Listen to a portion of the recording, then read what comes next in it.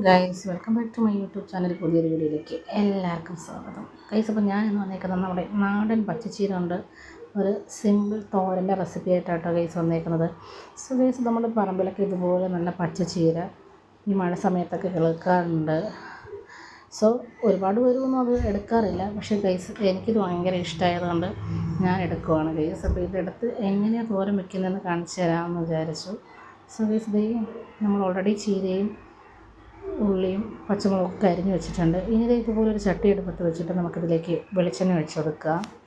വെളിച്ചെണ്ണ ഒന്ന് ചൂടായി വരുമ്പോഴത്തേക്കും നമുക്ക് 1 ടീസ്പൂണോളം കടുക് ഇട്ട് കൊടുക്കാം. ഇതിലേക്ക് കടുകൊന്ന് പൊട്ടി കഴിയുമ്പോഴത്തേക്കും നമുക്ക് ഇതിലേക്ക് നമ്മുടെ എന്താ പറയുക, കറിവേപ്പില ഇട്ട് കൊടുക്കാം.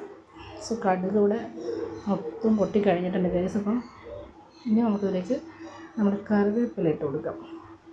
കറിവേപ്പില ഒന്ന് മൂത്ത് വരുമ്പോഴത്തേക്കും നമുക്കതിലേക്ക് നമ്മൾ അരിഞ്ഞ് വെച്ചേക്കുന്ന പച്ചമുളകിന് ഇട്ട് കൊടുക്കാം കേട്ടോ. ഒരു സ്പൈസിക്ക് വേണ്ടിയിട്ട് ഞാനൊരു 2 പച്ചമുളകിന് എടുത്തിട്ടുണ്ട്. അത് ഇതിലോട്ട് ഇട്ട് കൊടുക്കുക. അതിനുശേഷം നമ്മൾ അരിഞ്ഞ് വെച്ചേക്കുന്ന സവാള, അപ്പം സവാള ഇതുപോലെ ചോപ്പ് ചെയ്തെടുത്ത് അത് ഇട്ട് കൊടുക്കുക. ഇനി നമുക്ക് നമ്മുടെ മെയിൻ ഐറ്റം നമ്മുടെ പച്ചച്ചീര അതും കൂടെ നമുക്കിതിലോട്ട് ആഡ് ചെയ്ത് കൊടുക്കണം. അതിന് ഇതൊന്ന് ചെറുതായിട്ടൊന്ന് വഴറ്റിയെടുക്കാം കേട്ടോ ഗൈസ്.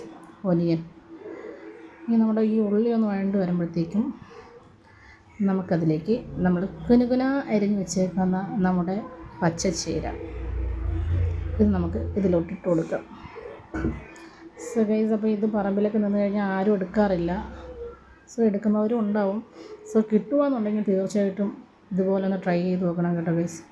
വളരെ സിമ്പിളായിട്ട് ഒരു 10 മിനിറ്റിലൊക്കെ നമുക്ക് സെറ്റ് ചെയ്തെടുക്കാൻ പറ്റുന്ന ഒരു ചീരത്തോരൻ്റെ റെസിപ്പി ആയിട്ടോ ഞാനൊന്ന് വന്നേക്കുന്നത്.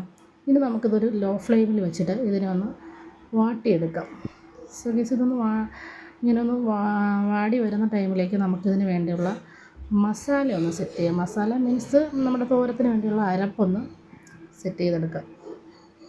സോ ഗൈസ്, അപ്പോൾ ഇങ്ങനെ കാണാൻ തന്നെ നല്ല ഭംഗിയാട്ടോ.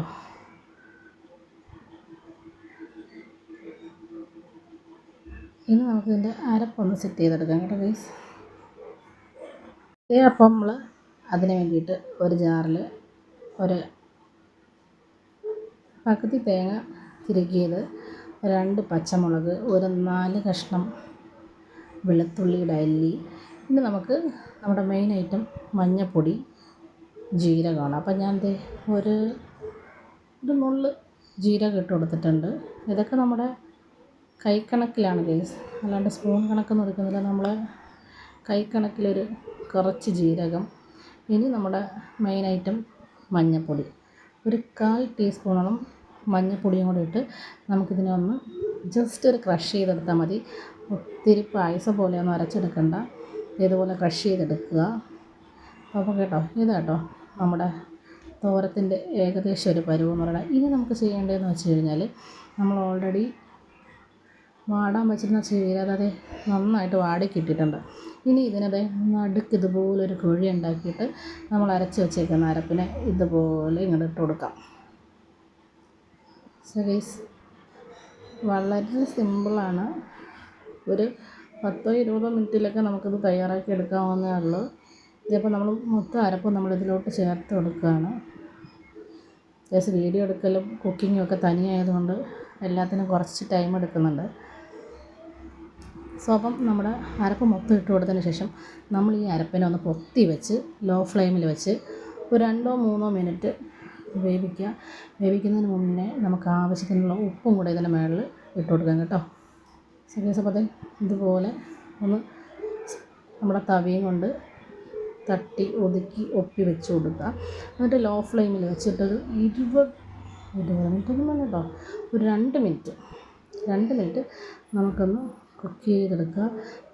എന്നിട്ട് നമുക്കിതുപോലെ ഒന്ന് മിക്സ് ചെയ്തെടുത്താൽ നമ്മുടെ ചീരത്തോരൻ ഇവിടെ റെഡി ആയിട്ടുണ്ട് ഗൈസ്.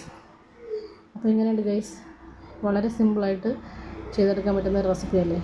സോ ഗൈസ്, അപ്പോൾ വീഡിയോ ഇഷ്ടപ്പെട്ടാൽ എല്ലാവരും ലൈക്ക് ചെയ്യാനും ഷെയർ ചെയ്യാനും സബ്സ്ക്രൈബ് ചെയ്യാനും മറക്കരുത് കേട്ടോ. സോ ഇതാണ് നമ്മുടെ ചീരത്തോരൻ്റെ ഫൈനൽ ലുക്ക് എന്ന് പറയുന്നത് ഗൈസ്. ഇനി നമുക്കതൊന്ന് കഴിച്ച് നോക്കണം എങ്ങനെയുണ്ട് എന്ന്.